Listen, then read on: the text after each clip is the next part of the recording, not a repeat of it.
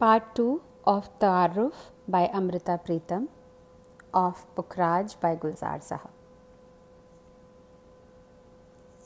गुलजार ने उस रिश्ते के शक्ति कण भी पहचाने हैं जो कुछ एक बरसों में लिपटा हुआ है, और उस रिश्ते के शक्ति कण भी झेले हैं जो जाने कितनी सदियों की छाती में बसा हुआ है। कह सकती हूँ कि आज के हालात पर गुलजार ने जो लिखा है, हालात के दर्द को अपने सीने में पनाह देते हुए और अपने खून के कतरे उस बदन में उतारते हुए, वह उस शायरी का दस्तावेज़ है जो बहुत सूक्ष्म तरंगों से बुनी जाती है।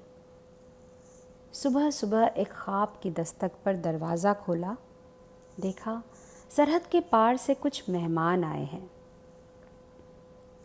सचमुच कभी कभी कोई शायर होता है जो रिश्ते की इतनी डायमेंशंस को पा लेता है और उनकी सूक्ष्म तरंगों को इस कदर पहचान लेता है कि वह रिश्ता जो एक सपना बनकर आया था, वही सपना सरहद पर कत्ल हुआ है।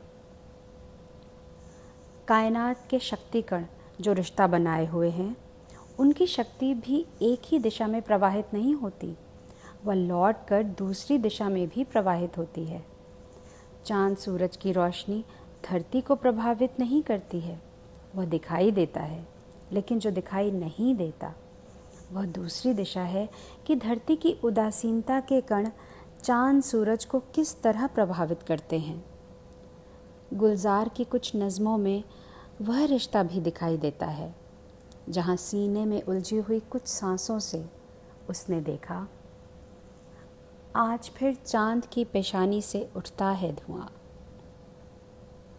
और धरती की छाती पर जो गुजरती है, उसे देखकर चांद आसमान की मैली सी गठरी में छुप जाता है, और जब गठरी से वह हाथ निकालता है तो हाथ में चमकता हुआ खंजर होता है। गुलजार ने शक्ति कणों के रहस्य को पाया है, हर रंग के रहस्य को, और जिस तरह कागज़ पर उतार दिया है वह देखने वाला है। चांद क्यों अब्र की उस मैली सी गठरी में छुपा हुआ था? चांद ने गठरी से एक हाथ निकाला था, दिखाया था चमकता हुआ खंजर। इन सूक्ष्म तरंगों में उतर जाने वाला कदम कदम मार्फत की उस मंजिल पर पहुंच जाता है जिसे फना कहते हैं। उसी के किनारे पर खाकी बदन को रात के नीले से गुंबद से कोई ध्वनि उठती हुई सुनाई देती है, और कहीं ठहरे हुए पानी पर सुबह की खुलती हुई आँख दिखाई देती है कि खाकी बदन की बाहें दो उलझे हुए मिसरों की तरह होने लगती हैं।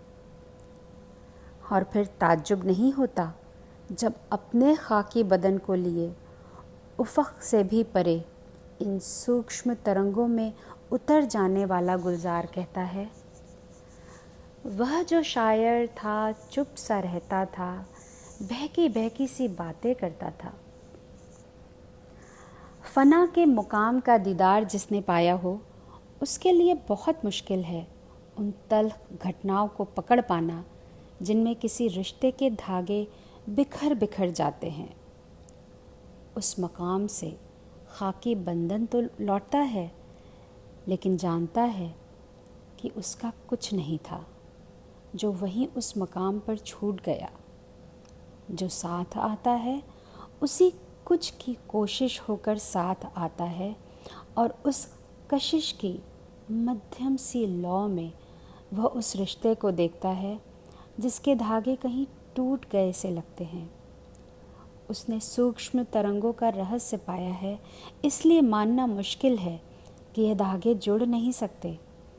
इस अवस्था में लिखी हुई गुलजार की एक बहुत प्यारी नज़्म है, जिसमें वह कबीर जैसे जुलाहे को पुकारता है। मैंने तो एक बार बुना था एक ही रिश्ता, लेकिन उसकी सारी गिरहें साफ नज़र आती हैं मेरे यार जुलाहे। लगता है गुलजार और कबीर ने एक साथ कई नज़मों में प्रवेश किया है, और खाकी बदन को पानी का बुलबुला मानते हुए यह रहस्य पाया है कि वक्त की हथेली पर बहता हुआ यह वो बुलबुला है जिसे कभी न समंदर निगल सका, ना कोई इतिहास तोड़ पाया। अमृता प्रीतम।